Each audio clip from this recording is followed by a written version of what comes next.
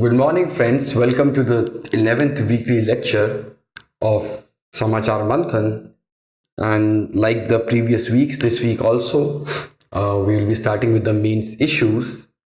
Unlike the previous weeks, this week there are a lot of issues on environment and science. So Rakesh has more of the topics. And let's start with the first topic, which is Turkey crisis and its impact on India.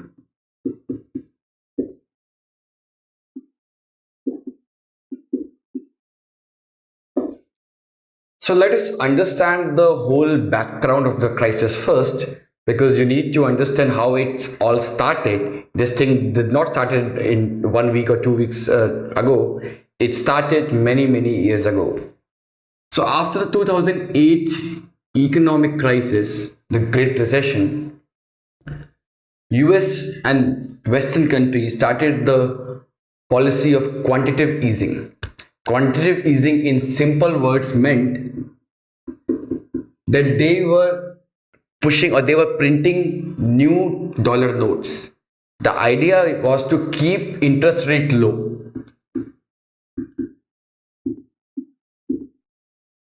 Actually, interest rate was not just kept low, it was kept around 0%, like 0.1% or 0.2%, because the idea was that low interest rate will give boost to investment, it will give boost to industrial growth. Because as you know, in 2008, US and the other Western world, the economic growth slowed down significantly. Therefore, they wanted to give this interest rate bonanza to its people, to motivate them or to incentivize them to invest. Because as you know, in a recession, people or the investors develop this pessimistic outlook. What the Keynes says, lack of animal spirits. So in order to motivate them to invest, the US and the other Western countries started with this policy of quantitative easing, in which the interest rate was decreased to a very low level. Now, since interest rates were very low, the foreign investors, they believe that it will not serve them any purpose if they will put some money in US, because they know that the interest they will get is very minimal. So what these foreign investors did, they shifted their money from US and the other Western countries to emerging economies. And why? Because emerging economies had a high interest rate. So these investors thought that if they will pump their money into emerging economies, then they will earn more profit, because these countries offer higher interest rate. So between 2008 to 2016 and 17, Turkey also received a lot of foreign portfolio investment, or what you call as foreign institutional investment.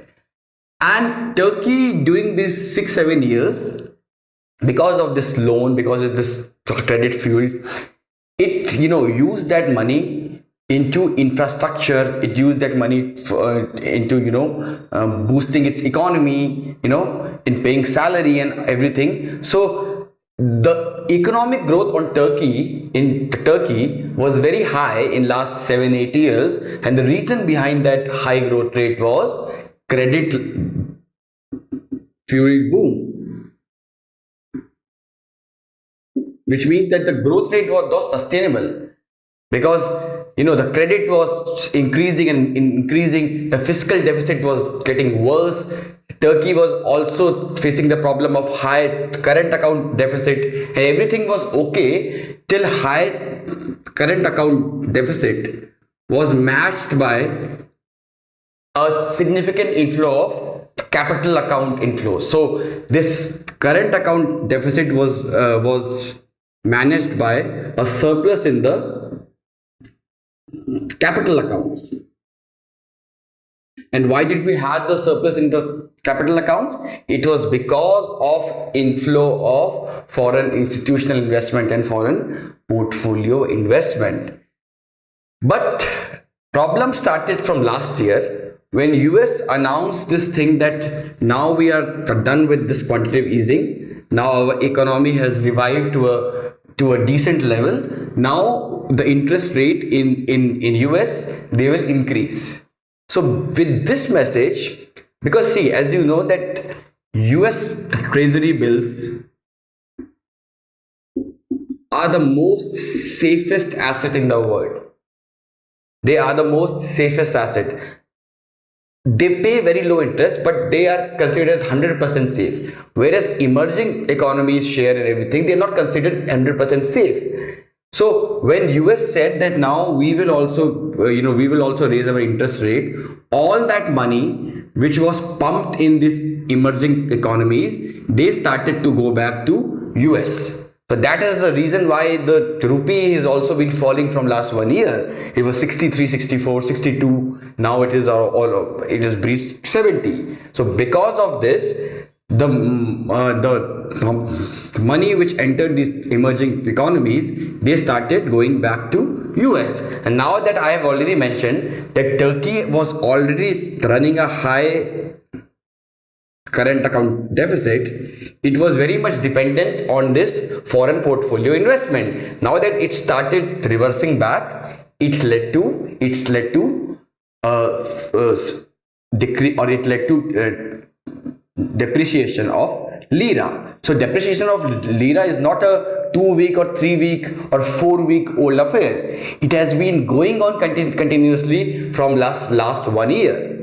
The situation became really bad in last 2-3 weeks, now that we have free fall of lira. But lira has been falling from last 1 year. Now, what triggered this recent happening? Now let's understand that.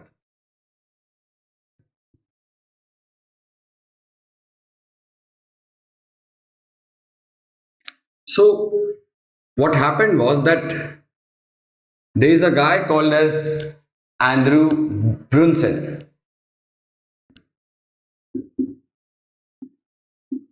Andrew Brunson is an US investor who is in Turkey, who was living in Turkey in 2016. So in 2016, Turkey faced the military coup, and the Turkish government felt that there are two main people who were responsible for that coup. One was Fethullah Gulen, who was an Islamic cleric living in US, and second, they blamed it on this guy called Andrew Brunson, who was a US pastor living in Turkey. So this Andrew Brunson was arrested in 2016.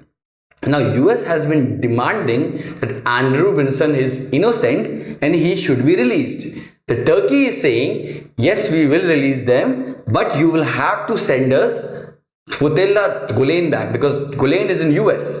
And Erdogan, who is the president of Turkey, he believes the 2016 coup was the mastermind. The mastermind of that coup was the guy called as Fethullah Gulen. So that's why Turkey is saying that, okay, we will give you Andrew Brunson back, but you give us Gulen. US is not accepting that fact. So because US has been arguing from last many months to release and Turkey did not release, so Trump announced in a tweet that we are imposing high tariffs on steel and I think aluminium, I guess.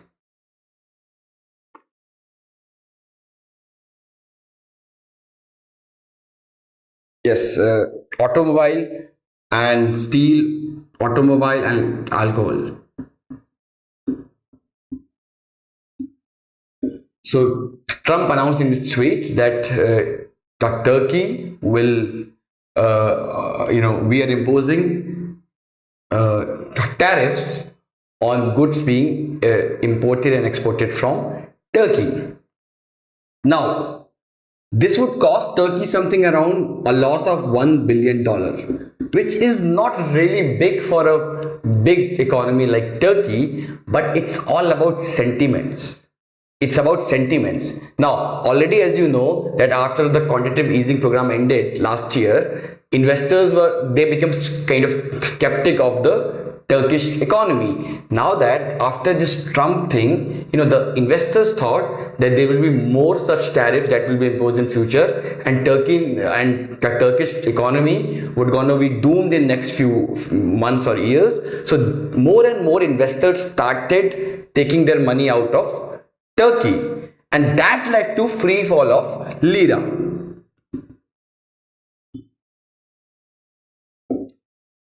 So depreciation of lira was already happening, but this event led to free fall of lira because investors believe that more such restrictions on Turkey would be imposed in next few months, and therefore there is a good chance, or there is a chance that Turkish lira would fall. Therefore, more and more of these investors started taking their money or withdrawing their money from Turkey and taking it back to other countries. Now, Erdogan, there are many economists who believe that what Erdogan should do is he should increase the interest rate. And they have been telling Erdogan from last 1 year that you increase the interest rate, because if you will increase the interest rate, then with high interest rate, more and more investors will be willing to invest in Turkey in the cause of or in the hope of getting a higher return.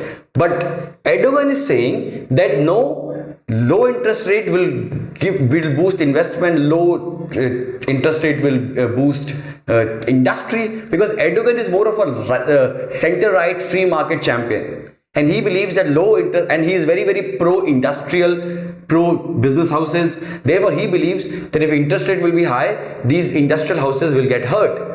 So therefore, he has not been, and still now he is not accepting to the fact that now we should increase the interest rate. So if he will not increase the interest rate, Turkish economy would not be revived back. It will continue to remain weak like this. Now, let's come to the second part, which is impact on India. So there is no direct impact on India, but then why are you reading in the newspaper that rupee has been falling because of Turkish lira fall? See, in economics, a very important thing is what you call as sentiment, or what you call as investor confidence. Now, Turkey is also an emerging economy like India, right? And an incident in Turkey gives a bad name to all the emerging economies in the world, like India, like Brazil, South Africa, Russia. And investors believe that probably today it has happened in Turkey, tomorrow it will happen in India, after that it will happen in Brazil. It will be like that. So they become skeptic of investing in emerging economies. Therefore, after this Turkey lira fall, more and more foreign institutional investment or foreign institutional investors, they also started to withdraw money from India, and that led to significant decline or significant depreciation of rupees. And it's not just rupees, the Brazilian peso, the South African rand, in each of the emerging economies, the currency declined significantly after the free fall of Turkish lira, because it's all about the sentiments. The investors had a very great hope on emerging economies few years back, because at that time even in US and Western countries, as I've told, interest rate was very low. But now they believe that they are not very safe. They are not very safe countries to invest. Therefore, more and more of these people are withdrawing money from these emerging economies. Now, the lesson for India is that we cannot rely on foreign portfolio investment in long run. We'll have, and in India, the current account deficit has been increasing to more than 2%. So we have to ensure that we have to focus on our exports, because FPI was a very, very good source few years back, but now with quantitative easing being it's being almost done with, the US is almost done with quantitative easing. Now we cannot rely on foreign portfolio investment to fill the deficit of the current account. So we will have to focus on boosting our exports. So this ends the first topic of the day, which is Turkish crisis and its impact on India. Actually, there is one student Utkrishti something, her name. She asked yesterday about debt servicing. So I will just finish that also. Debt servicing, and how does it benefit if the currency devaluates. So debt servicing is in a very simple term means that suppose I have went to a bank and I am buying a flat. That bank will tell me that you have to pay this much principal and this much interest rate or for your loan. So suppose if the loan is around 20 lakhs and I have to pay an installment of 1 lakh per month for like 23 months. So my total debt servicing is 23 lakhs. So it is the amount which a borrower has to pay back to the guy who has given him the loan. It can be bank, it can be bond or anything. It's a total amount he has to pay back. So if the loan was 20 lakh and the total amount he has to pay 23 lakhs including the interest, then this is the debt servicing of that person. Now how does it benefit the currency, or how does it benefit you if the currency devaluates? So let's take an example. Suppose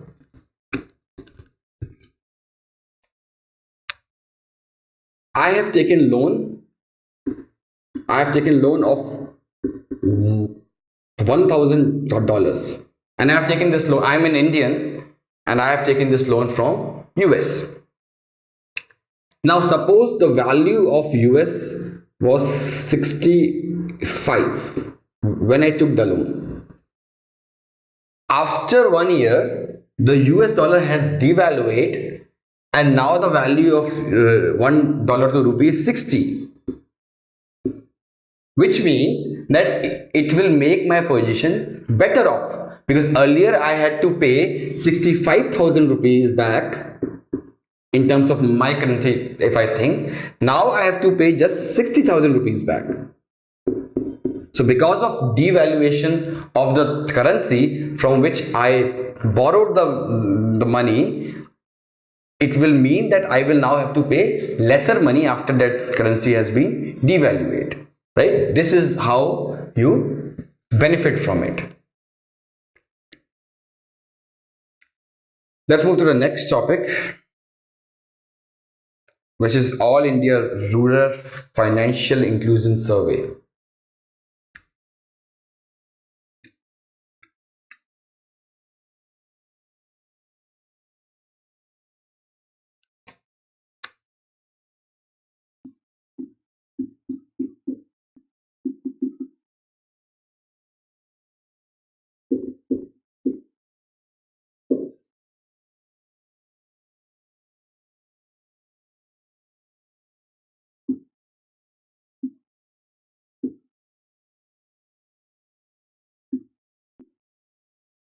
So All India Rural Financial Inclusion Survey. This is important not just for your mains but also for prelims, because this year in prelims they asked about these surveys.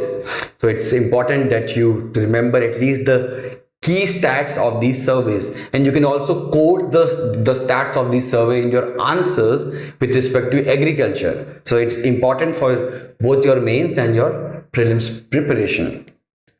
So NABARD has brought out this survey in which it has measured the income, the average income of the rural households. It has also mentioned the status of their livelihood, the status of their financial inclusion. So this is also important that it is brought by NABARD.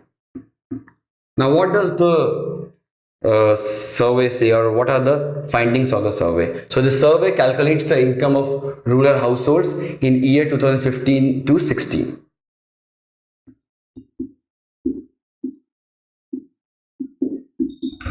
First key finding of this survey is that 87%, or he said that 48% of rural household or there are 48% agricultural households in India,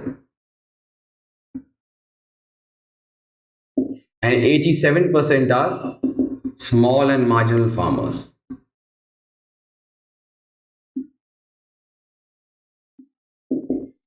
After that, it has said that the average income, or the average income of a family in farm household, it is 8,971 rupees. So that's the average income of a farm household in the rural areas.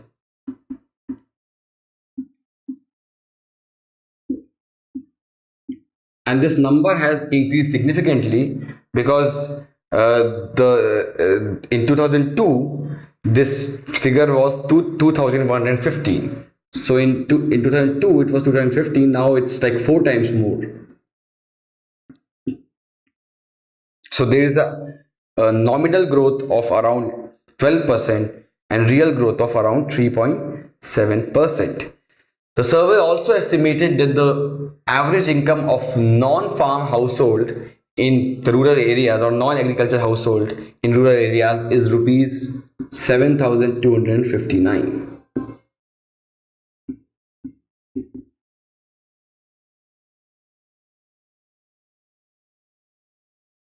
Also, it said that around 43.5% of the farmers have borrowed money, and the average loan which they have got is rupees 1,07,000. And the people who have borrowed, 60% of them have borrowed from institutional sources, while 30% of them borrowed from informal sources, which means money lender, the sahus and all.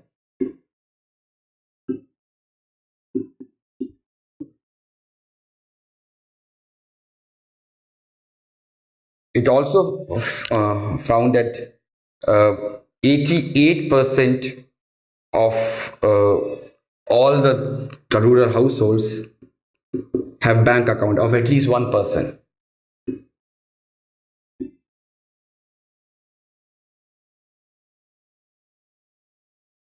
And it said that 52.5% of the farmers are in debt. So what is the criticism of this survey? There, some economists have raised some allegations, or they have raised some points on the validity of this survey. So let us understand some criticisms of the survey.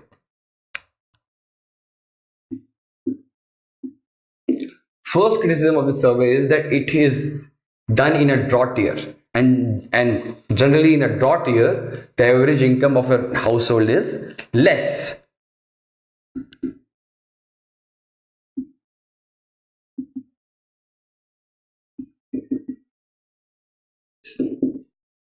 Second criticism is that it has included tier 3, tier 4 and tier 5 towns also in the category of rural areas, whereas the NSSO only includes villages while calculating the rural income. So because it has included tier 3, tier 4 and tier 5 towns, many economists have alleged that it has overestimated the income of the household. So they believe that if they would have used the NSSO criteria, the average income of the household would have been comparatively very less. So what are if we analyze the key findings of the survey, let us understand, or let us analyze the areas of improvement and the areas of concern where we need to, or where the government need to work. So when we talk of areas of improvement, well, the biggest area of improvement is the rapid growth in financial inclusion of agriculture and non-agriculture households in rural areas. So as we have witnessed, as we have seen, 88% rural households have bank account. Also, the survey found that 73% of the respondents said that they can use ATM without the help of anyone.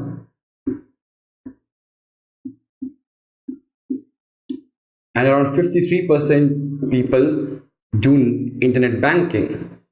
So this shows that in terms of financial inclusion, things are improving. Now let's look at the key areas of concern.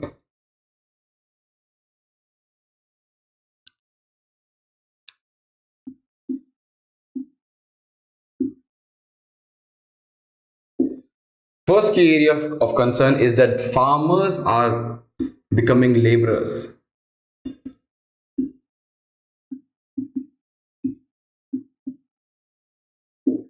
Now, the survey says that 35% of farmers' income came from the cultivation, 8% from livestock, and 50% from the wages and salaries, and 7% from non-farm sector. So 50% of the income of farmer is coming from wage labor, and the reason is because now that the land is becoming so smaller and smaller, because with every generation, if I have 4 kids and I have 4 acre of land, I divide equally among my 4 kids, I'll get 1 acre of land, or so, and in next generation it will be divided again into 3 and 4. So ultimately land is becoming smaller and smaller, and that is making agriculture uneconomical. So most of the farmers with their small patches of land, they cannot feed their family with these small patches of land. So therefore they are doing the farming, and in the meanwhile, in the time when they are free, they are also involved in working as a laborer in somebody others, or in somebody else's agriculture field. So this is worrying trend that farmers are becoming laborers. Second is continuous dependence on money lenders.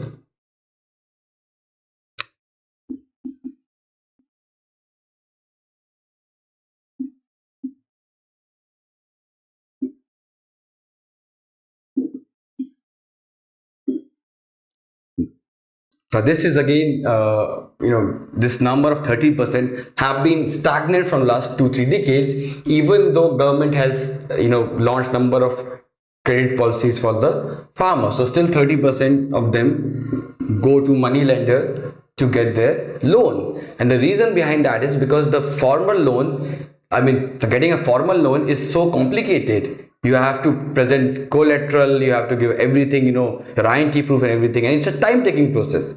So therefore they go to these money lenders, and money lenders, as you know, they charge exorbitant interest rates. Third is there is low penetration of insurance.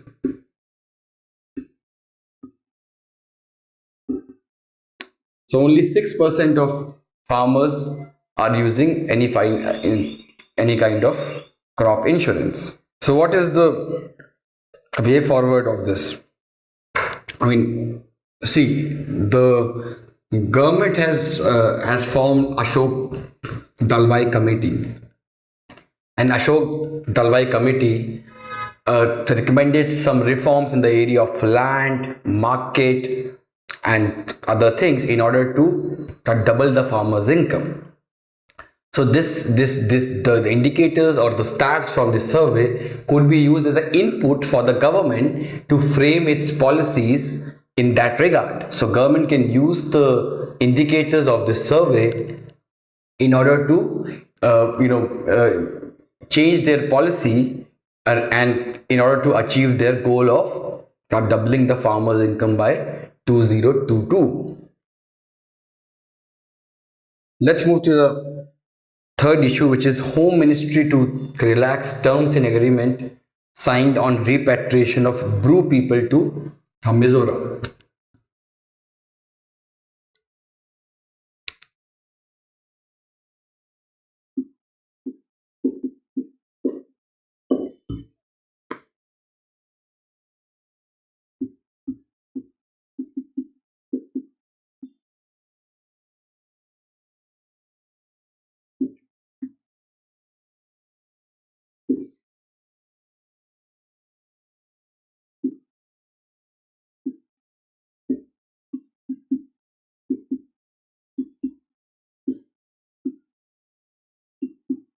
So let us first understand the issue. So Bru people, as you know, they are also known as Riang people, or it's a tribe known as Riang. And if you would have been reading arts and culture, Riang tribe has a very famous dance or very famous festival called as Hojagiri. This is important for your prelims. So Riang people, they used to live in Mizoram, but the Mizo people, they kind of alleged that these Riang people, they are not the native of Mizoram, and therefore they started, kind of agitation against the Riang people, and some of the Riang peoples were killed. And in retaliation, these Riang people, they also formed their army, which was known as Bru National Liberation Front. It was a militant group, and because of the excesses done by the Mizo Student Union or Association, these Riang people, they were forced to leave Mizoram and they took refuge in Tripura, and that was in year 1997. So from Mizoram, these people went to Tripura because of them being unsafe in Mizoram. Tripura till 2010. But since Tripura is not their native territory, they were living as refugees in Tripura. Their original homeland was Mizoram. So therefore, the Ministry of Home Affairs in 2010, they started the process of repatriation of these Riang people back to Mizoram. So in 2010, some 8,573 members of the Riang tribe were resettled in Mizoram. But after 2010, the process was stalled because of very strong protest by the NGOs and the civil society in the Mizoram. So these people did not wanted Riang people to be back. So this process in 2010, some people were repatriated, but after that, the process was again stalled. Now in 2018 May, Home Ministry has reached an agreement with the government of Tripura, government of Mizoram, and the Mizo this Bru National Union. So all of these four parties, they signed an agreement, and according to that agreement, there are around 32,700 Bru people who are living in Mizoram or who are living in Tripura in these temporary camps. They would be repatriated to Mizoram before September 2018. So all the people who are living in Tripura of the Riang community, they will be repatriated back to Mizoram. Central government will provide financial assistance for the rehabilitation of these Bru people in Mizoram. And what will be the assistance? So this assistance would be in the form of 3-4 things. Firstly, cash assistance will be provided.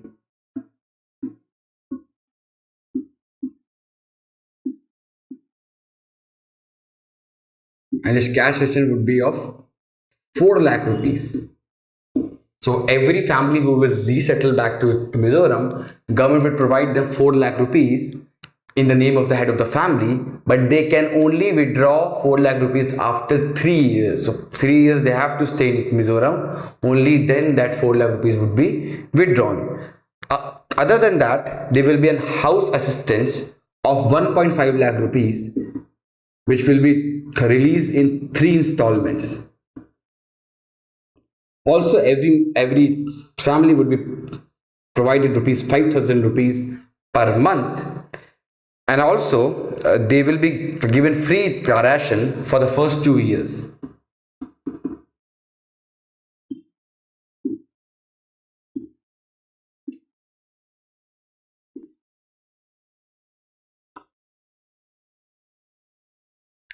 Now, after this agreement, the MBDBF or the representative of the Riang community, they were forced by the people that these assistance is unfavorable, the conditions are too strict, Therefore, this MBDFB, they came out of this agreement. They said we will not we will not accept this agreement. So now Home Ministry has came out with a relaxed provision, and now this 4 lakh rupees, the earlier provision was that you have to stay at least 3 years in order to get this 4 lakh rupees. Now you can get, or you will require just 1.5 years of stay. Also, 90% of that 4 lakh rupees can be withdrawn immediately as loan. Also, in terms of housing, earlier you will get 1.5 lakh rupees in 3 installments. Now you will get that money in just 2 installments.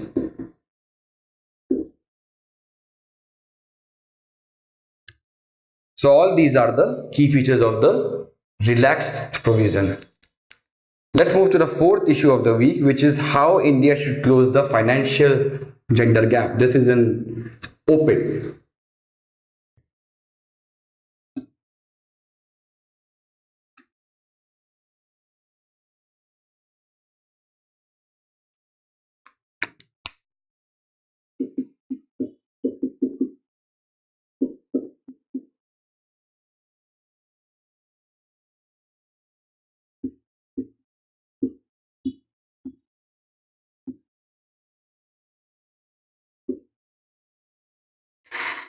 So recently, the World Bank's global Findex data has proves that India has made rapid improvement in financial inclusion process, and in 2014 just 53% people had bank accounts. Now the number is close to 80%. Also, the gender gap between bank accounts was around 20% few years back. Now it is reduced to just 6%. So now more and more female people, or more and more women, have bank accounts. The gap was 20%, now it is just 6%. So why did this gap decreased? Why did banks, or why did more of the women now have bank accounts?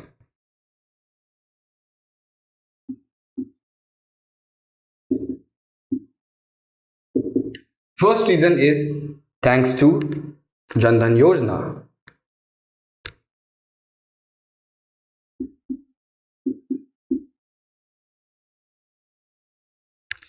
So Jan Dhan Yojana has resolved some of the problems which the women were facing earlier. The first problem which women was facing, that bank used to be far away from the village, and as you know, in many parts of India, the women they are not allowed to go so far away from their home, and they need a people to accompany him there. That is why, because of economic barrier, because of geographical barrier, more and more women were outside the ambit of the former financial sector. But what this Pradhan Mantri Jan Dhan Yojana did, it relied on the model of banking correspondent.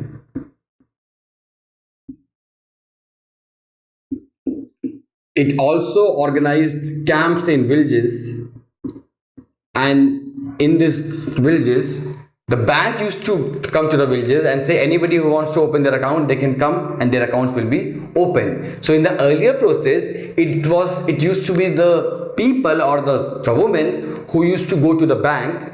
After this, the Jan Dhan Yojana scheme, the banks came to the villages and they kind of persuaded people to open the account. So first reason why this gap between male and female decrease was because of Pradhan Mantri Jan Dhan Yojana reducing the geographical barrier. Second reason why this gap decreased was because of the problem of establishing identity has been solved.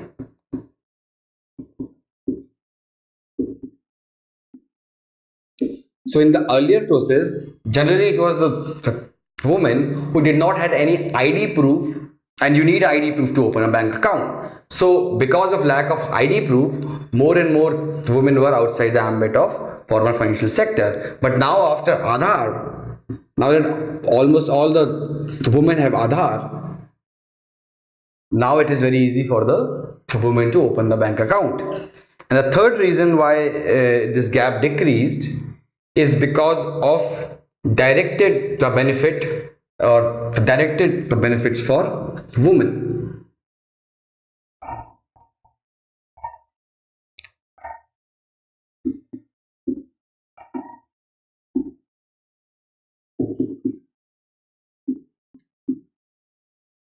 So we have number of schemes like Pradhan Mantri Vayu Vandana Yojana, we have Dhan Lakshmi scheme, we have Sukanya Samriddhi Yojana. All these schemes are directed to the female or the woman, and the money is transferred in the accounts of women only. So therefore, it becomes necessary for the household to open an account in the name of the her woman, because ultimately it will be in that account that money will be received. So that has also led to the significant increase in the number of women who have bank accounts.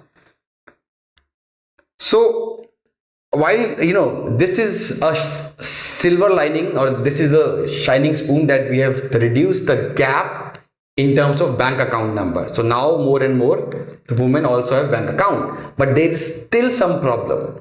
The problem is that women who have opened bank accounts, they don't use the bank accounts.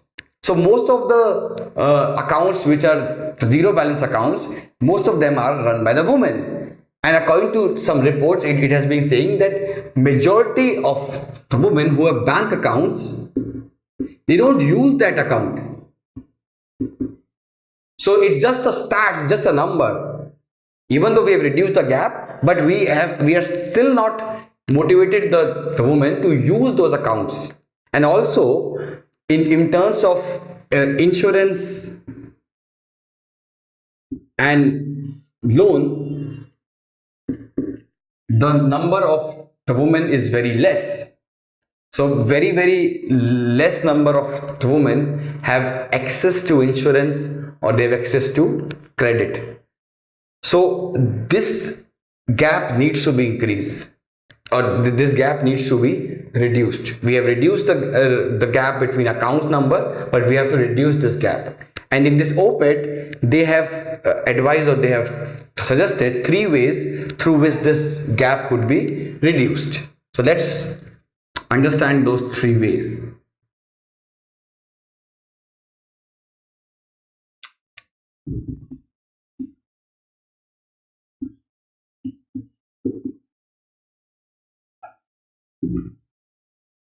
First way is that we need to put smartphones into the hands of more women.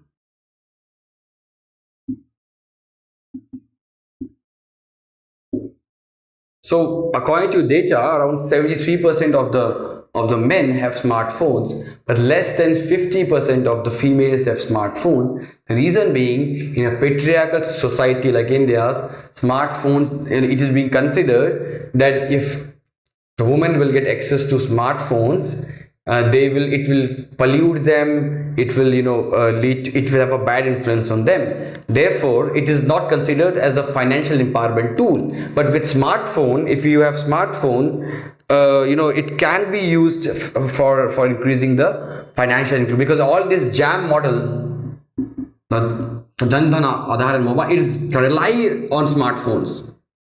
So if more and more women will have smartphones, they could, or they would be using more and more financial services. Second is that financial products are generally, they are not structured, distributed, or bundled to meet the need of the woman. So we have to structure and bundle the financial product according to the need of the woman.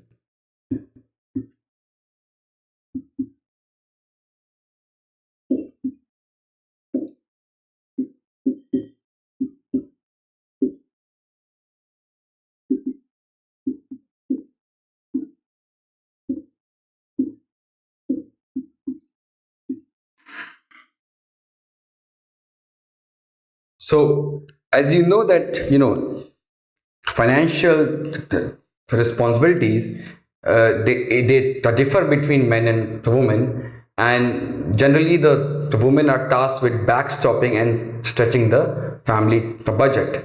So therefore we need to have a separate financial product which meets the need of the woman. And thirdly, there should be a provision of extending emergency credit to the woman.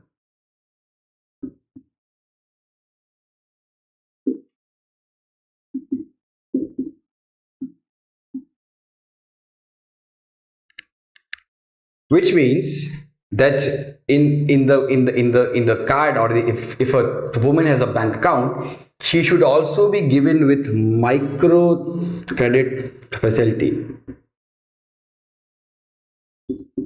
And micro credit facility would mean that the woman can get short term, short amount or low amount loans whenever she needs it. Because see, more and more women require loans for managing the household,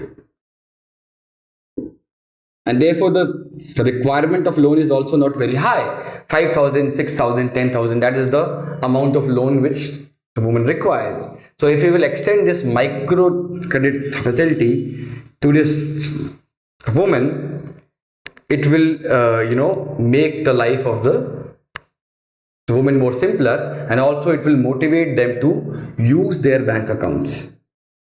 So these are the three, four initiatives which this OPED has given in order to reduce the gender gap with respect to use of the bank accounts. This ends the fourth topic. Let's get to the fifth topic, which is Kerala floods.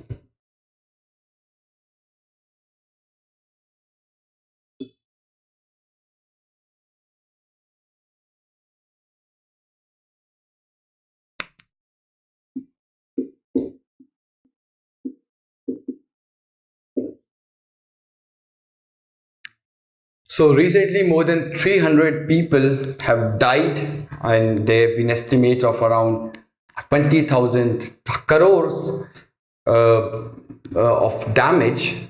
So in this lecture, in this section, we will look into two areas. We will look into what are the causes of the floods in Kerala, and we will look into what should be the solution, or what should be the way forward, that such a damage could not happen, or such a damage should not happen in the future. So let's now talk of the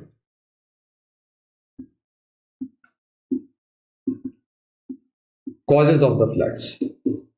So I will not mention the freaking causes which some right wing trolls have been mentioning, that because they eat beef, there was flood, or because Sabrimala got upset, Lord Ayappa got upset.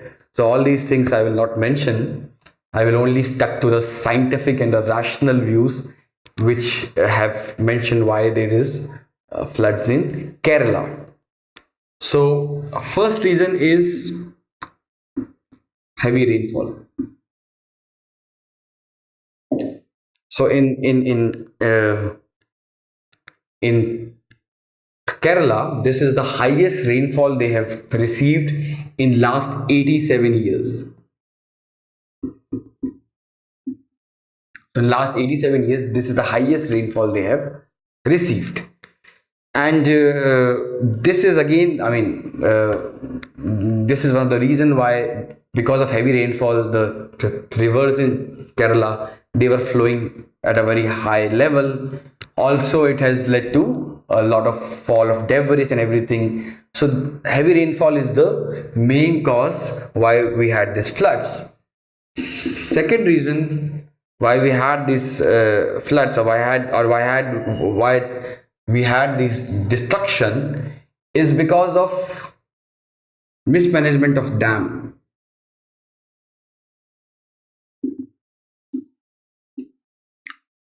So see, what happened was that dams, in dams you have these floodgates, and you open those floodgate when the water starts flowing at a high level. So what the Kerala government did, or the mistake which it did, was that it opened those floodgates very late. So experts are saying that if they would have opened the floodgates earlier, and they should have allowed the water to flow a little bit, then they should have closed it, then again open it. If they would have done it in that way, floods would, or the kind of damage that has happened, that would not take place. But what Kerala government did is that it waited till the very late, and when the water reached a very high level, or when it reached the level of capacity, at that time the floodgates were opened. And because of so much flow of water, the lower lying areas, they become inundated.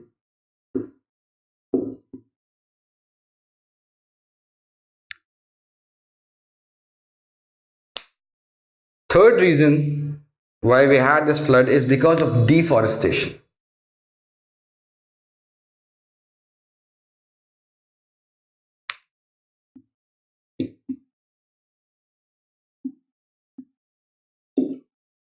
So deforestation was due to rapid urbanization in Kerala. So around 30 years back, Kerala had around 8 lakh hectares of land used for paddy farming.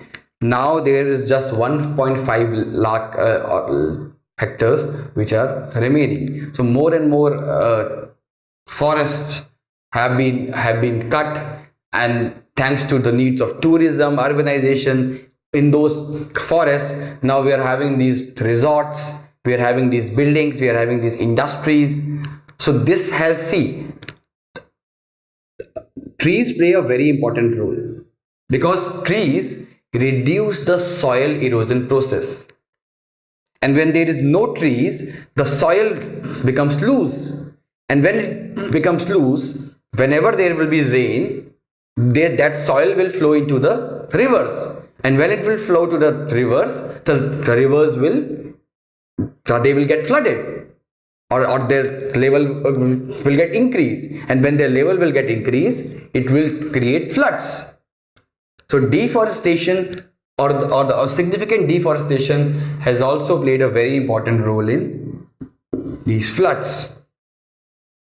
Fourthly, there is this problem of overpopulation. So overpopulation is not the cause of, it's also a cause of flood, it's a cause of more damage. When you have overpopulation, when you have so many people in small areas, in that way, in that regard, whenever there will be floods, it will cause much more destruction to life and property. And lastly, there is also the Indian meteorological department to blame, because they did not issue any warning to the authorities in Kerala about the rainfall, that you will receive very high rainfall this year. So this is also a problem. Now let's discuss the steps which the government should take in short run and in long run.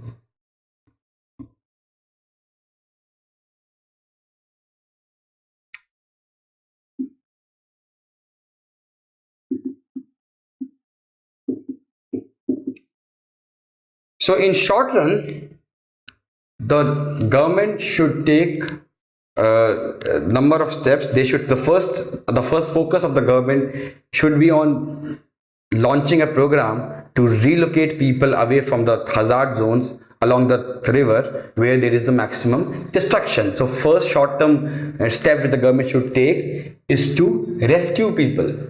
You have to rescue the people, and you also have to ensure that they are adequately compensated, because it has been seen that usually in terms of these natural incidences, the private insurance companies, they fail to give the insured amount to the people. So therefore the state should step in, they should rescue these people, they should arrange the process of the camps, they should take care of the food and the health needs, and they should also ensure that these people who have lost their homes, etc., they get the insurance amount back. In long run, government should do 2-3 things. First thing which they need to do is implement the recommendations of Gadgil committee, Madhav Gadgil committee.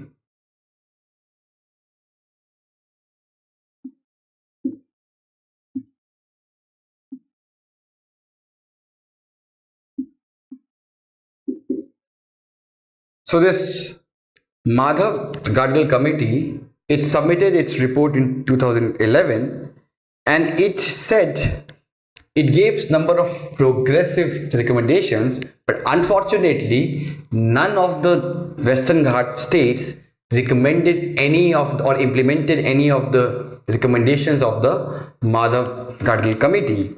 So it said it defined the boundary of the Western Ghats for ecological purposes.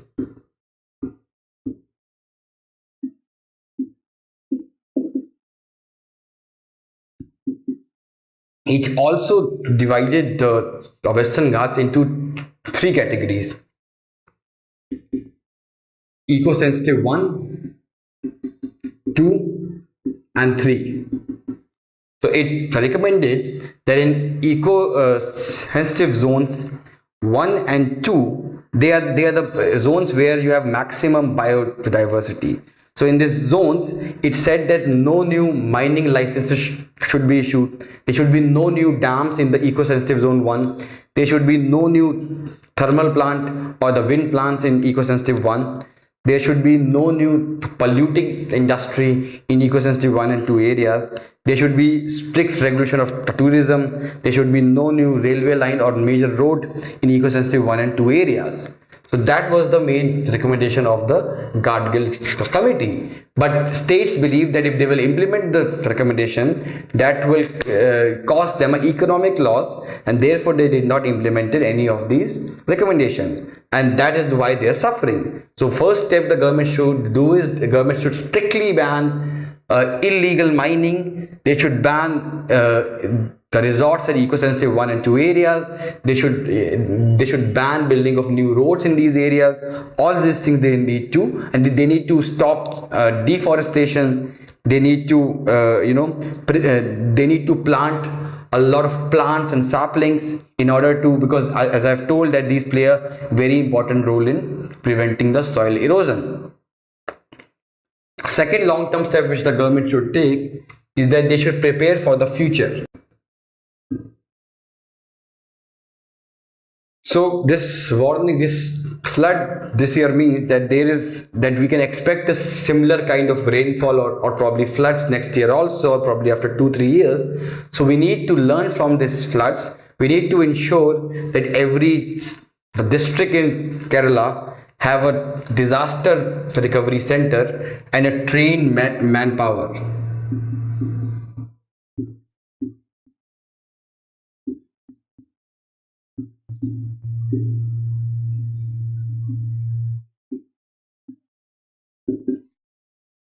The government also need to train the youth professionally and keep them ready for action in future floods. So we should provide skill training to the youths.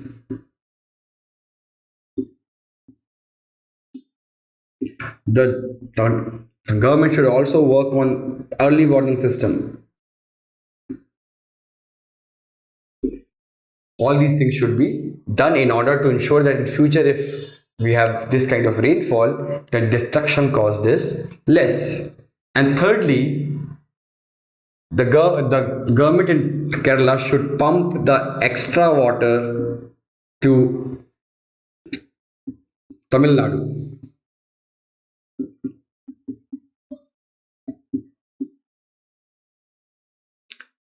So the government in Kerala should, through pipes, they should pump the water, the extra water to Tamil Nadu, because rather than flowing in Arabian Sea, if the water flows to Tamil Nadu, that will feed the people, or that will increase the economic situation of farmers in Tamil Nadu. Plus, it will prevent any future floods in Kerala.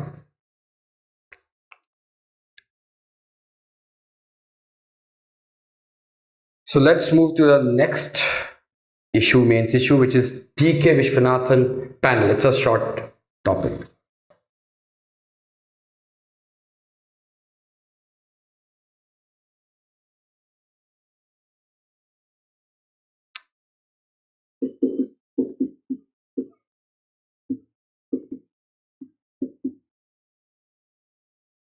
So this TK Vishwanathan panel, he was the ex Secretary General of Lok Sabha, and this panel was formed to give the recommendations in order to strengthen the regulatory environment in the securities market sector. Because as you know, in India we have 1991, we have this development of securities market in India, and that has been doing really well, but we still hear incidences of insider trading. We have incidences of where the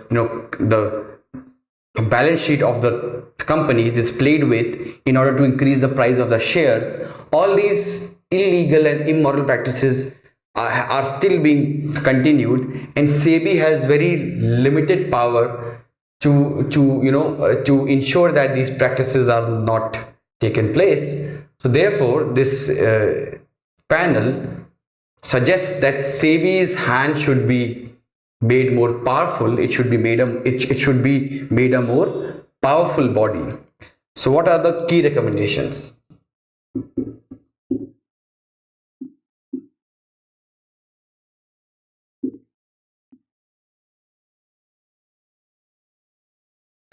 Firstly, it says that the SEBI would be granted the power to act directly against the perpetrators of financial statement fraud.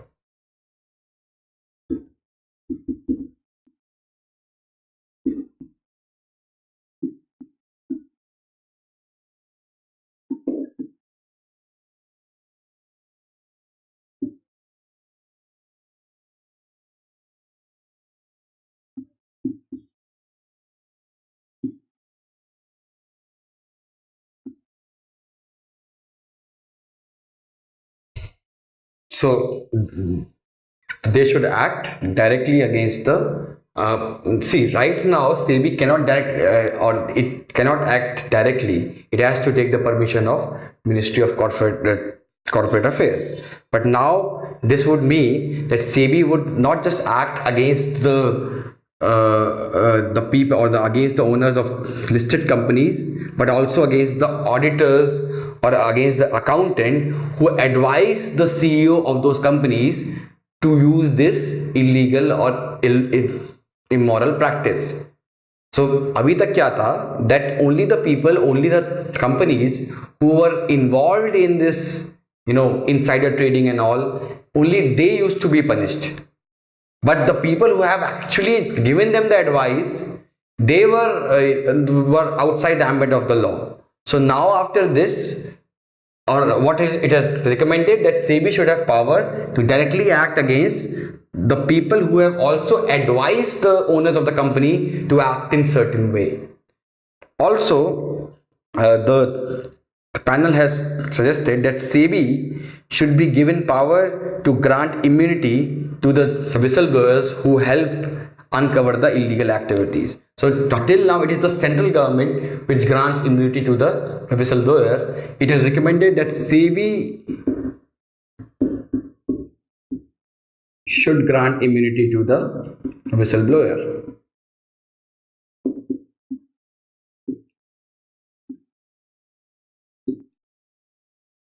Thirdly, it said that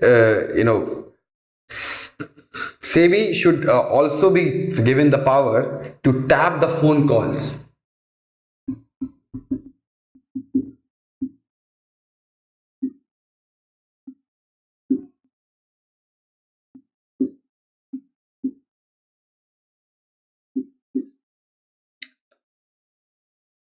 So what are the significance of these recommendations? So it gives it gives a teeth to the SEBI. So SEBI is called as a toothless tiger because it does not have a lot of independent powers to act. It relies on Ministry of Corporate Affairs to act. With this, SEBI would be given independent powers, and SEBI would also be outside or it would really become autonomous.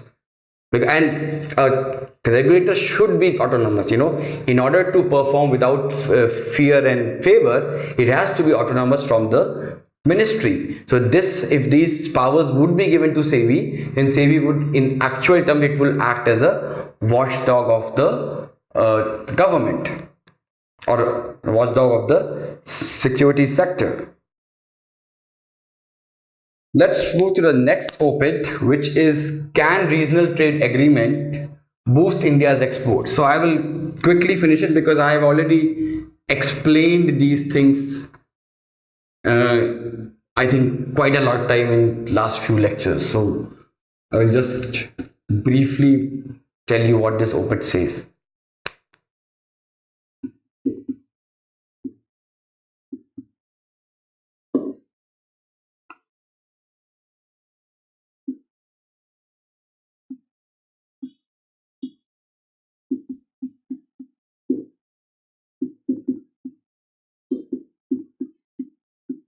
So this is the op-ed which came in Live Mint, and it says that since 1991, more and more people, after the WTO was established, people thought that this is an era of multilateral trade, but this has not happened, because more and more we have seen more and more regional trade agreements. We have seen more and more bilateral trade agreements between the countries taking place, and it says that that these regional trade agreements have been criticized for the fact that they are against the spirit of the multilateral trade, and also the countries who are not part of these trade agreements, they lose. They find themselves at a disadvantage.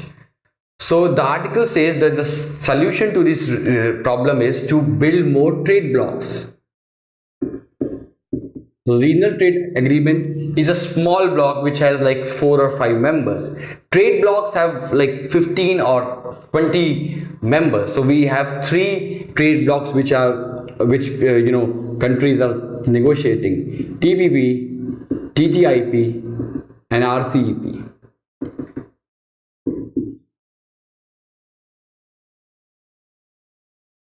And it says that India is also negotiating in the RCEP, and it says that India has the op-ed says that India has it has a lot of opportunities with RCEP, because Asia Pacific region, there is not a lot of integration in the Asia Pacific region. Therefore, a trade agreement or trade pact or trade bloc could significantly increase the trade volume among the countries.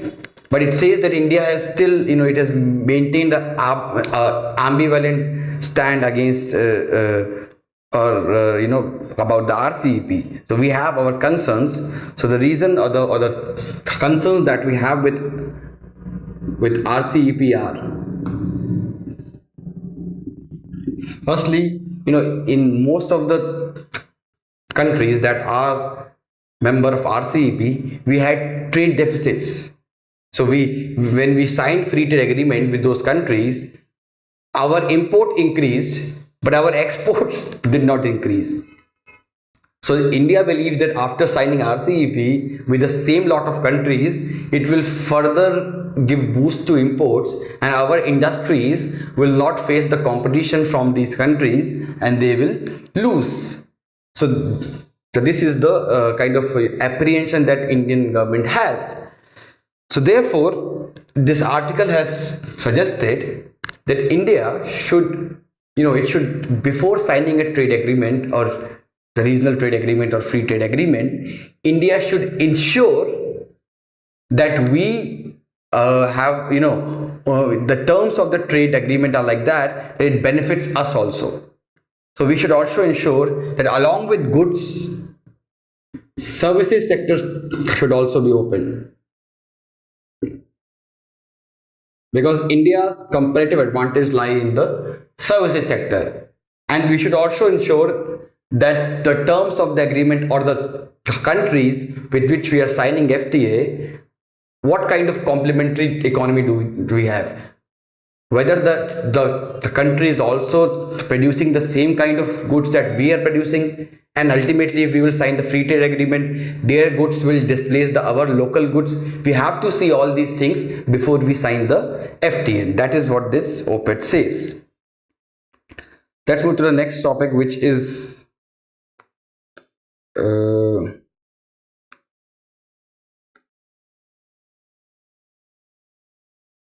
also an op-ed, and the name of the op-ed is "A Law Passed Its Sell-by Date." It's in Indian Express. This op-ed came in Indian Express.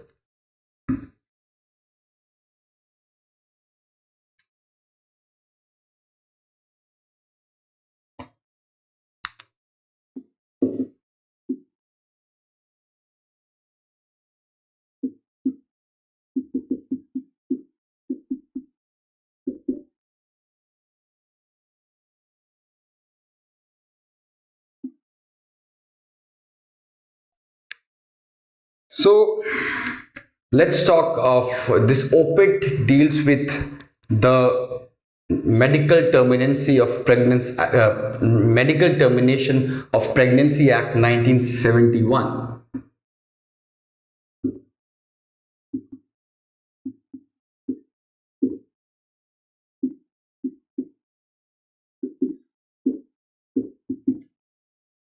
So this act was passed in 1971. So before 1971, abortion in India was illegal. And in 71, during the Indira Gandhi phase, when they had this thing that we should now go for population control, so the consensus was built and abortion was made legal in India with the passing of this act. But the act said that a child could be aborted till only 20 weeks.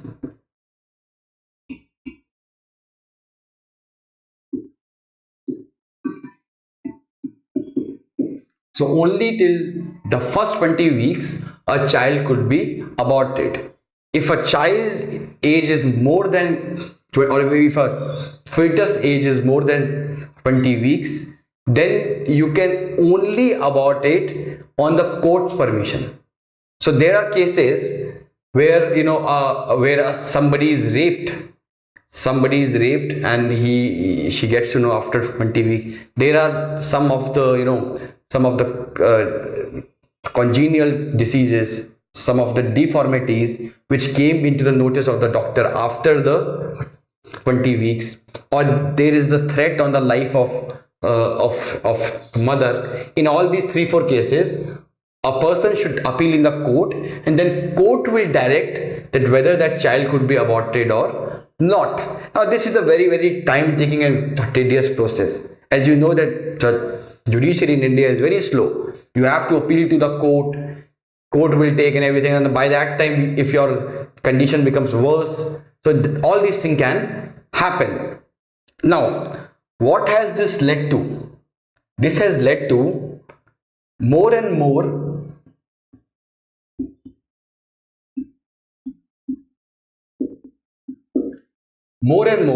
women going outside this legal framework and going to these Jhola Chhap doctors to get their fetus aborted. And these Jhola Chhap doctors, they don't have the facilities, they don't use the proper techniques, and this is one of the reasons why we have high maternal mortality rates.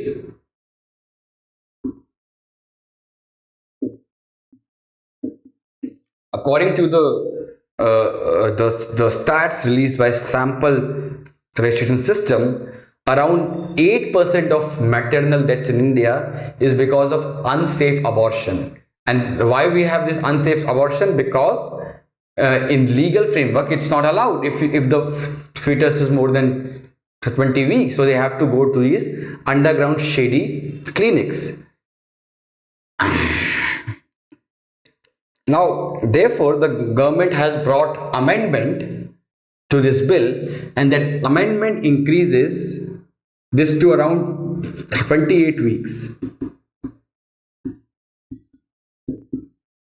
because the doctors are saying that there are many deformities which can be only identified after 20 weeks. So in that case, the doctor should have the right to abort the fetus. So this law therefore is a progressive measure because it increases the number to 28 weeks. So if this law will be passed, you will not have to go to the court to take permission to abort the baby, and that would go a long way in improving the maternal health in India.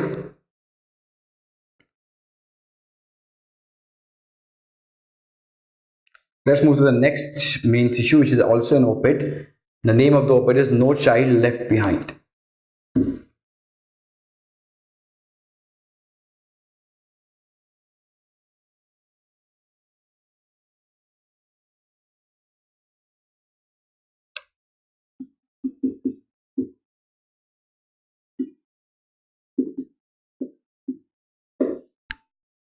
So this op-ed is it deals with the problem of child malnutrition in India and how we can improve the situation. So it says that around 25% of India's children who are less than 5 years, they are malnourished.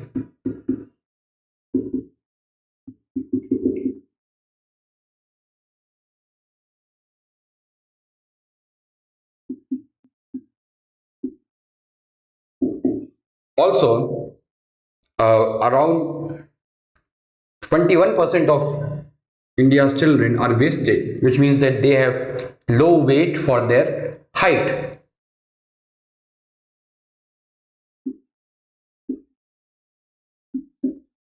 And the global hunger index says that India is ranked 100 out of 119 countries.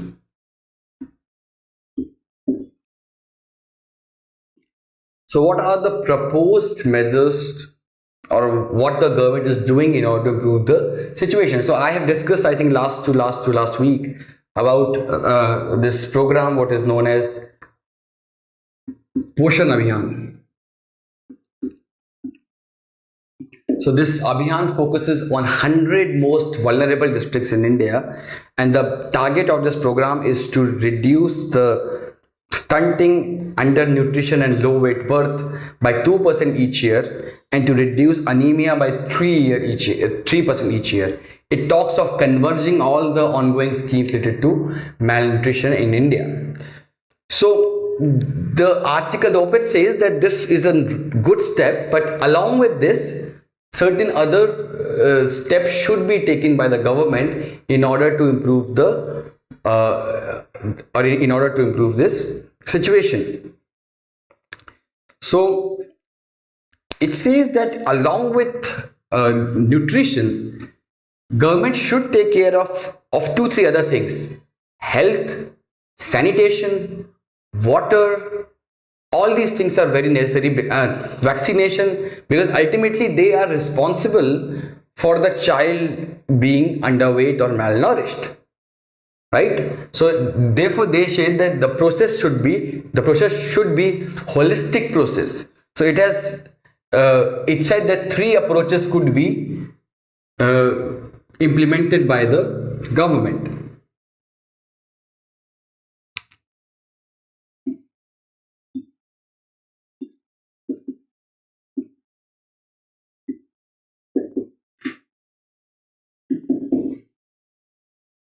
First approach is adequately re-engineer the ICDS midday meal and the PDS program for greater effectiveness.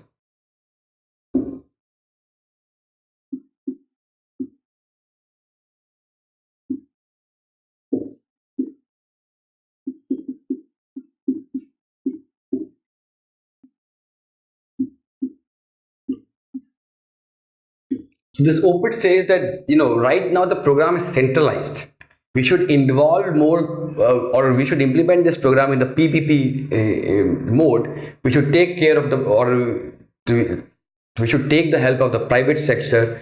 We should take the help of the NGOs, and we should take the help of best nutrition. They can help us in identifying that if there is, suppose there is X area in India, and in that X area, this crop is grown, and this crop can be a very suitable crop in order to fight the undernutrition problem in children. But because in the midday meal and the PDS and ICDS, we have this uniform crop structure, we have this, okay, they will be given this crop in all the places in India, they have the uniform structure. Now this leads to centralization of program. So if we could re-engineer the program according to which, if suppose there in Maharashtra there is a X region or X district, in that district they have a ragi which is grown, and ragi is found, or it has been a very important crop to fight the nutrition problem. So what the local government can do is that they should give ragi in the midday meal or in the PDS or in the ICDS program. Rather than giving rice and wheat and other things or pulses, they can give ragi. And this would make the program decentralized. It will reduce the leakage.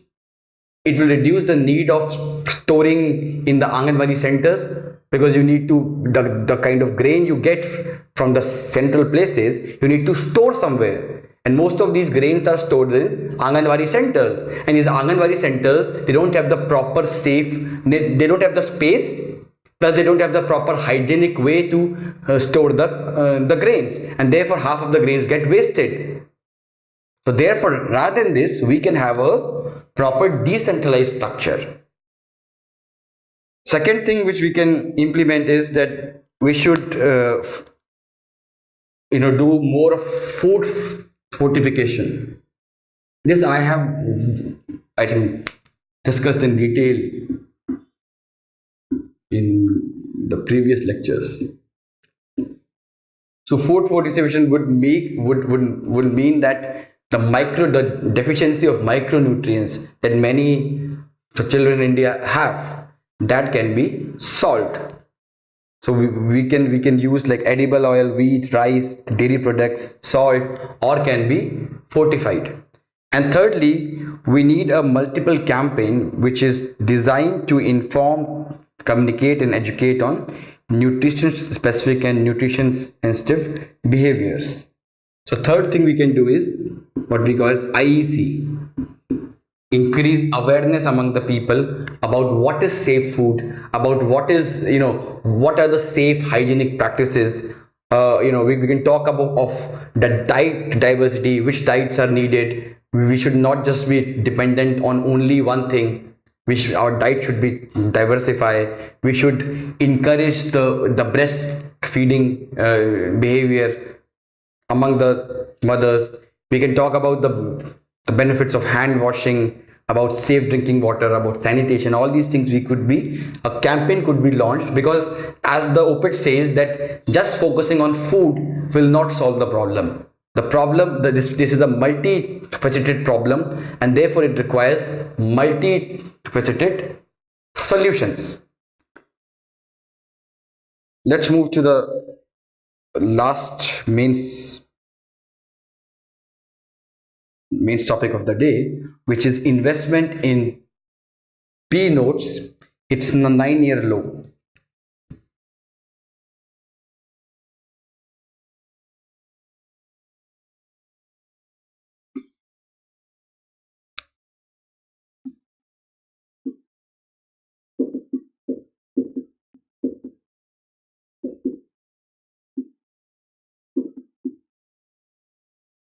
So before we come to a topic, let's understand what is P notes. So let's understand with a diagram.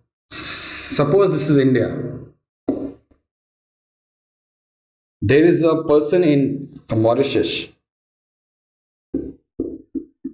There is a company in Mauritius who wants to invest in India's share market because India is a booming economy. But he knows that the amount he wants to invest is less, and also he has to first take a license. You require a institutional investment license, and that license is not easy to take. You have to come to India, you have to pay some bribe, you will have to do all these kinds of things to get a license in India. And plus, since you don't want to invest a very large amount, you don't want to get involved in this tedious process. So what you can do is that there is another company Y, which is a UK based company, and that is a registered FII, or it's a registered institutional investor in India. So what you can do is that you can tell this UK based company that I want you to, on my behalf, I want you to buy shares in India, and you allocate all the profit which you get from these shares to me. And when you buy the share in India, you will give me this participatory note. It's kind of an agreement that yes, I have agreed that the kind of, or the any amount of money which I will get from this share, any amount of dividend which I will get from this share, I will pay that money to that X company in Mauritius. Now, what is the self-interest of the Y company? So this X company pays some commission to that company for this. So if suppose the dividend which the Mauritius-based company receives is $1 lakh, so Mauritius company will pay something like $5,000 to the UK-based company. So UK-based company gets commission from this is just an hypothetical example, from the Mauritius company. This is what the concept of P note is all about. Now, why do companies opt for P notes? What are the advantages? Well, I have mentioned myself that it is a very, very complicated process to get a license of institutional investor in India. So therefore, it's an easy process.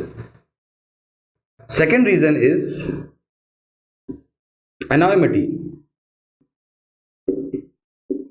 because nobody knows you are investing in India. So those people who want to be anonymous, they can use that. Third reason is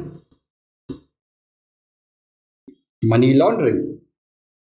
So all these money launderers, what they do is that they take all the black money from India, they take to these tax havens, and then from tax haven they kind of through the P notes process, they pump the same money into India and they earn from that money.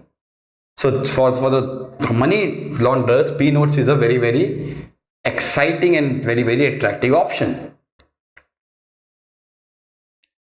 So now let's come to the recent news, which is that that investment in P notes have hit a 9-year low, and this year there is just an investment of 80,000 crores through the P notes route.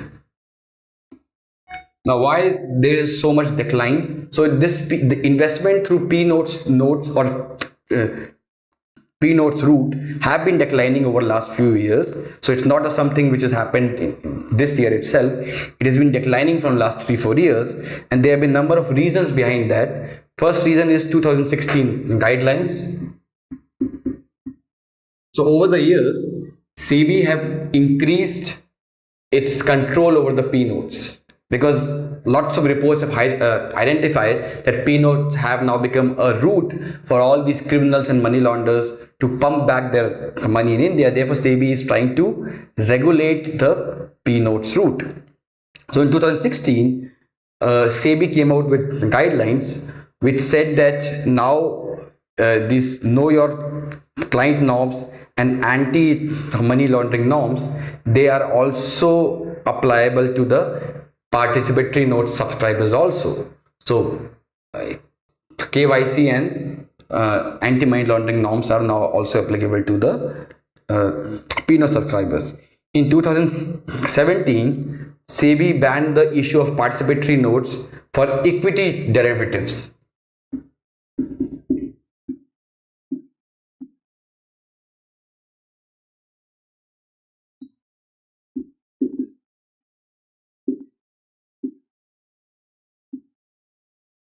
So all these safeguards meant that P notes is no more an attractive option to invest, and therefore the investment through the P notes route has been declining. So this ends the mains issues of the week. We will start with the prelims issues next. So let's come to the next topic, which is prelims issues. First is that ISRO is set to launch its TV channel. So after we have a dedicated channel for farmers, for Lok Sabha and Rajya Sabha, ISRO will launch a channel which will discuss about space and all these new emerging technologies. Idea of the program would be to inculcate the interest of young people in the theme of space science. So this channel has been launched on the occasion of 100 years of Vikram Sarabhai, who was the founding father of ISRO. Let's move to the next issue, which is the Delhi police gets India's first all-women SWAT team. SWAT means Special Weapons and Tactics Team.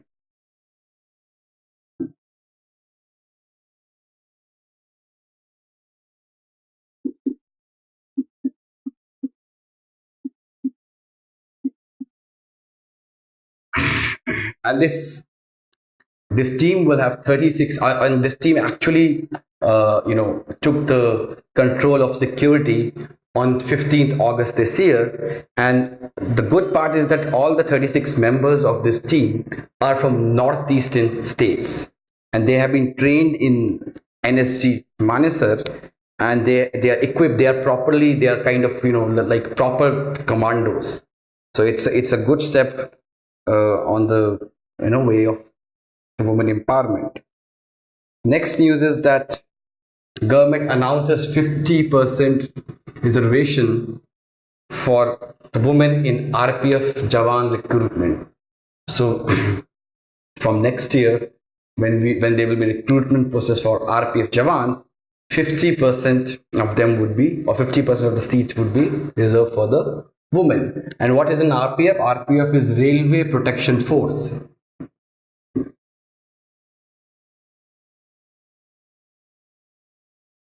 This is actually a force entrusted with protecting railway passengers, their area, and railway property of Indian Railways. So you have an exam through UPSC also, where there is a service called RPF, and you start with the post of Assistant Security Commissioner. Next is Operation Madad and Operation Sahyog, launched to rescue people in Kerala.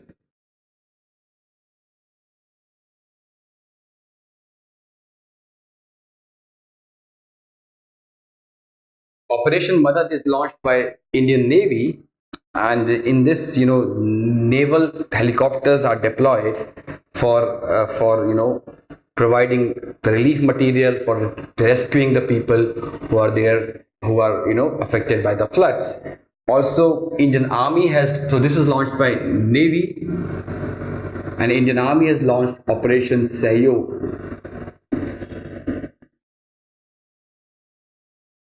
In this, the army has deployed its men and machinery into disaster relief and rescue operation at Kannur, Wayanad, and Idukki. Next issue is vision document for the Digital Northeast India 2022 released.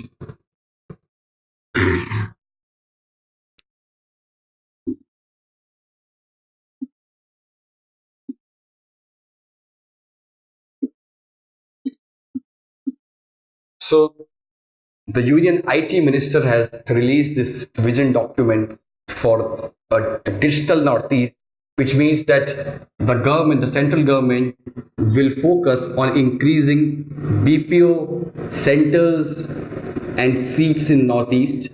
See, because people in Northeast speak good English, so they could be, they could in future there is an opportunity that the BPO centers will shift from Gurgaon and Bangalore and Pune to Northeast.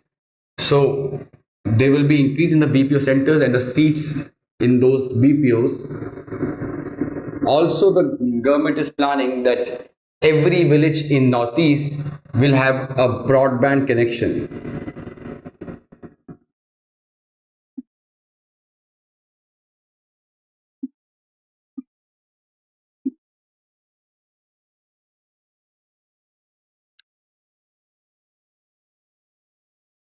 So it has around eight focus area, and these focus areas are digital infrastructure, digital service, digital empowerment, promotion of IT and IT enabled services, digital payment, innovation and startup, and cyber security.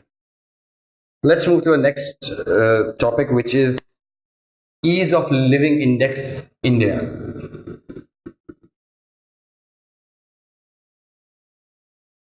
So ease of living index, there are two kinds of living index. One is ease of living index India and one is international. So the Indian ease of living index is released by Ministry of Urban Affairs, and it ranks the cities in India in four categories, and these categories are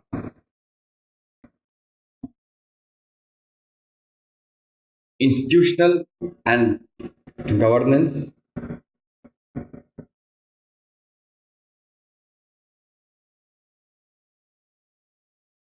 social indicators,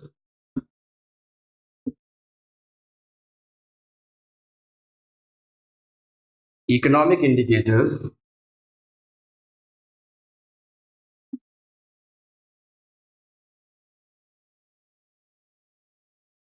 and physical indicators.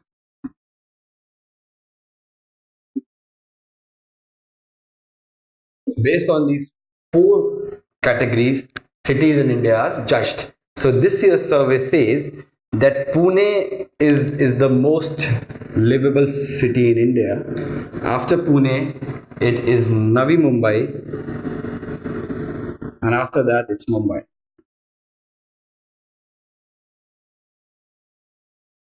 And the lowest rank is given to Patna. So it says that there are, so Delhi ranks really poorly. It ranks 65, and the reason why it ranked poorly is because it did not provide enough data to the ministry. So the ministry has said that if data is not provided, it does not mean that it is poor performance. So because of lack of data, some cities have been voted or some cities have been ranked poorly. Next we have is Swadesh Darshan scheme.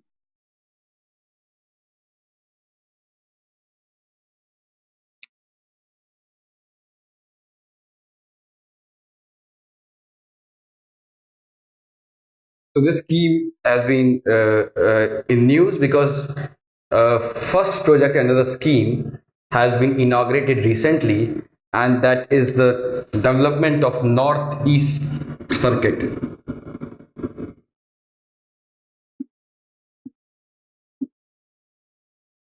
So what is the scheme all about? The scheme is it tries to promote theme based tourism in India. So if there is some areas which are known for Buddhist pilgrimage, there will be special theme, there will be Buddhist theme. So there were four cities, so you will have four cities related to Buddhist theme.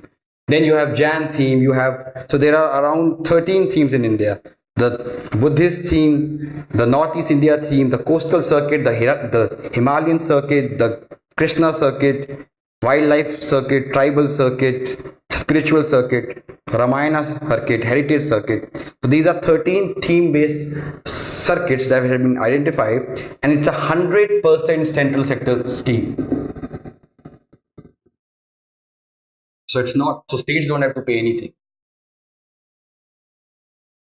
These are things they ask in the prelims, whether it's CSS or it's 100% central sector scheme. It leverages the CSR initiatives of the central PSUs and the corporate sector also.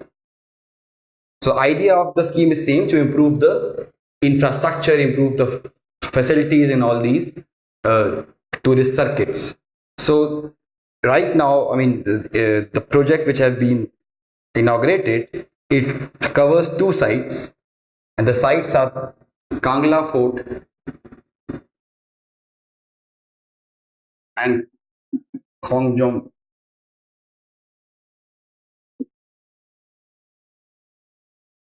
So Kangla Fort was the center of the power till 1891, and Kongjom is the place where the last war of resistance between the British and the Manipuri people took place in 1891. And if you remember, this year they even asked this question in the prelims.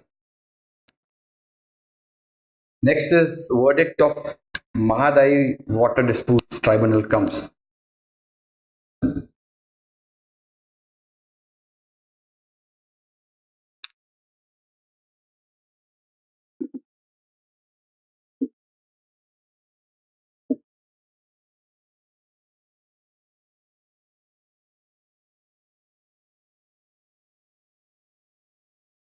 So Mahadai is a river which originates in Karnataka, then it enters Maharashtra, and then after that it enters Goa, and then it falls into Arabian Sea. In Goa, this river is called as Mandvi River. If the people who have been to Goa, they must be aware about the Mandvi River. There is also cruise on Mandvi River. So this is a dispute. There was dispute going on between Maharashtra, Karnataka, and Goa, because Karnataka had planned that this Mahadi river will be linked to another river, which is name of the river was,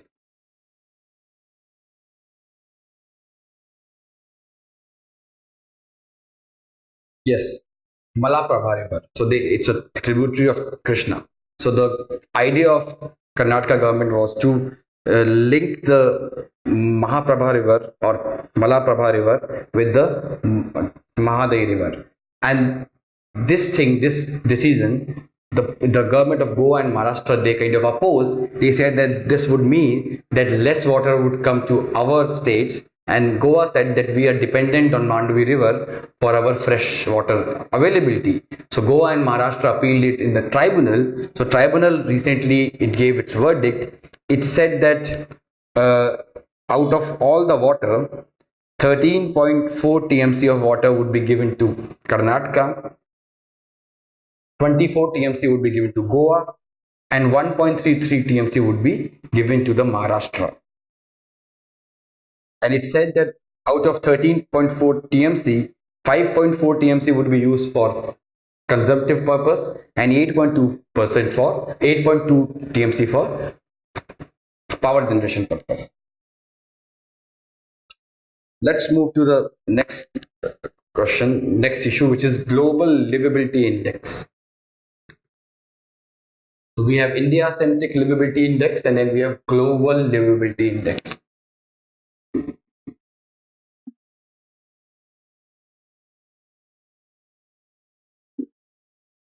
So in this global livability index, it is released by Economists Intelligence Unit, EIU. It is a part of the magazine, famous magazine Economist. And this index assigns, or it ranks the cities based on five main broad parameters. And these five parameters are: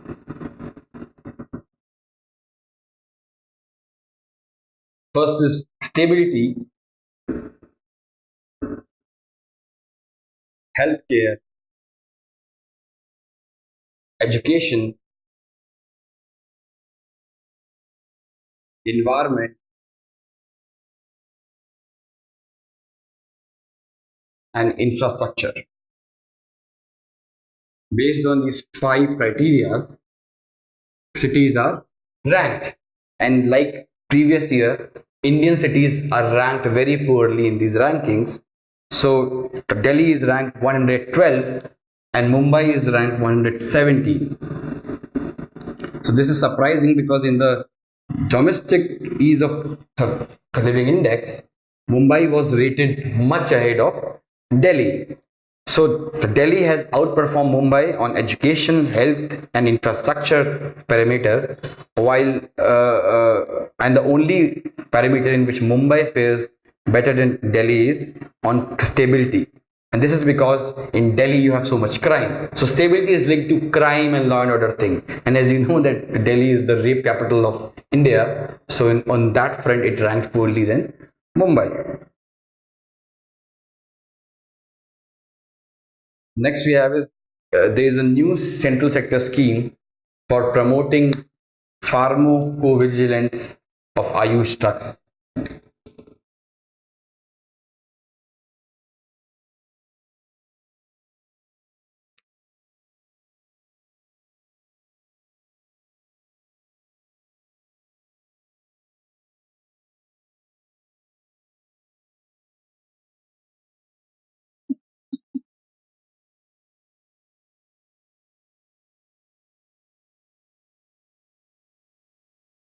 So there has been a news and so before we go to the news, let us understand what is this pharmacovigilance.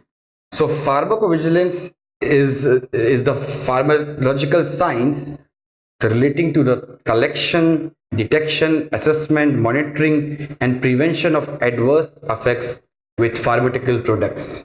So technically, in simple language, if you understand, this means that a drug which is in the market, what are the adverse effects of the drug?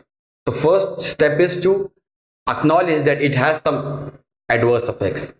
Second step is to measure what are, I mean, how severe are those adverse effects. And third process would be to try to minimize or try to reduce the adverse effects of that medicine or drug. So in terms of allopathic sector, we have a very good infrastructure with respect to pharmacovigilance, but in terms of Ayush sector, we are still lacking, and that is why there have been research that some of our drugs of Ayush sector, they fail in terms of safety, they fail in terms of adverse effect. There is neither a recognition, neither the measurement, neither the addressal of those adverse effects. So to improve the situation, the Ministry of Ayush has launched a new scheme, and under the scheme, there will be a tier of institutional framework that will be established. At the national level, there will be National Pharmacovigilance Center. At the intermediary level, there will be Intermediary Pharmacovigilance Center, and at the lower level, there will be Peripheral Pharmacovigilance Centers.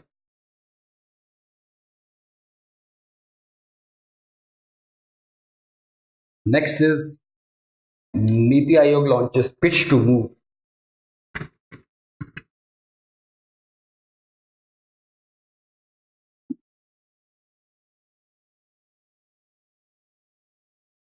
So it is organized by, it's kind of a contest which is organized by Niti Aayog in collaboration with Invest India and Society of Indian Automobile Manufacturers. So in this competition, these startups will be given an opportunity to discuss their ideas about safe, about environmental friendly mobility. Basically, they will give idea on electric vehicles and if they have any better alternative to electric vehicles. So as you know that Niti Aayog has been focusing a lot on electric vehicles. So this contest is also one more thing in that regard. And so these startups will tell that these are the innovative ideas we have through which electric vehicle and other safe modes of transportation will become affordable, will become more practical, and then these startups will also be linked to these venture capitalists who can, who, if they like the idea, these venture capitalists will fund those startups. So this is the all idea all about. Next is Caspian Sea Breakthrough Treaty has been done.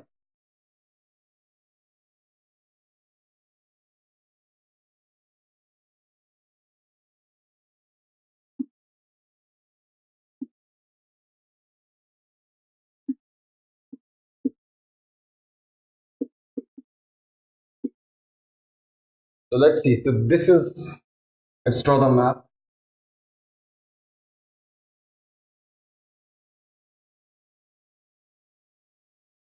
This is the Caspian Sea. This is important for prelims because they can ask the countries surrounding the Caspian Sea. At one side is Kazakhstan.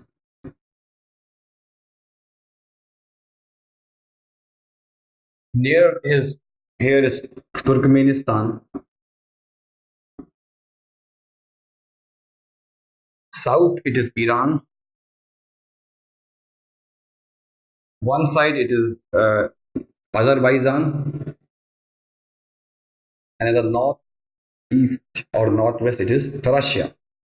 So these are the five countries which surround the Caspian Sea. Now the problem was that the area which was very close to their shore, or which is very close to their land, these areas were clear. The countries which were neighboring that area, they got the access to exploit the resources of that area. But the areas which were far from that country and far from the other countries, these areas were unexplored. That was the area of the conflict, because all countries felt that it is their zone of influence. And that is why in a large part of Caspian Sea, because Caspian Sea, as you know, has got a lot of oil and gas reserves. So in large part of this Caspian Sea, there was this dispute, and because of the dispute, a large part of Caspian Sea was unexplored. So no country was exploiting the oil and gas of that region. Now a treaty has been signed, and after the treaty had been signed, now all the countries will be able to exploit the oil and gas resources of the Caspian Sea.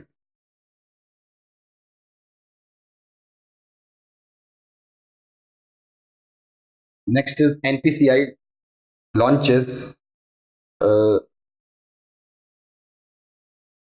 NPCI launches UPI 2.0 with overdraft facility.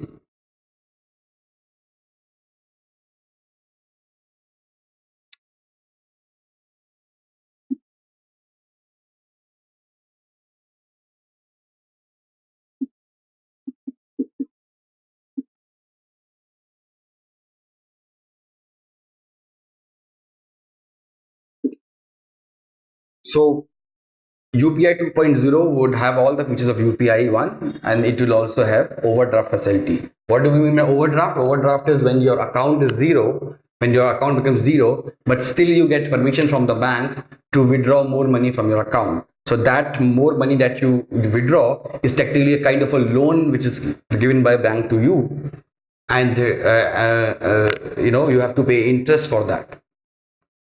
Let's move to the last issue of the week, which is India proposes FAO to declare upcoming years as International Year on Millet. So as you know, there was this question asked in mains about why UN has declared International Year on Pulses. So India has now said that next year should be declared as an International Year of Millet. And the reason why India has said that, because India is celebrating to 2018 as a national year of millets, and India has been doing a lot of things. It is launching a lot of policies in order to incentivize people to produce a lot of millets. So the MSP for millets have increased 50% in last 2 years. And why do the government is focusing so much on millet? Because millet is a crop which does not require a lot of water, which can withstand drought, which can withstand the climate change, and it has also got a very good nutritional value. So when we are talking about the future era, when the agriculture sector will be affected by climate change, millet could act as a savior. It is a low input cost. Its cost of growing is not very good. It can also be grown in not so fertile land. It can withstand temperature, rainfall, drought, and it is very nutritious. So that is why government is has proposed that FAO should declare millet, or it should declare next year as the International Year on Millets. So this ends the prelims issues of the week, and we will be meeting next week. Thank you. Subscribe to our YouTube channel and press the bell icon on the YouTube app and never miss another update from Civil State.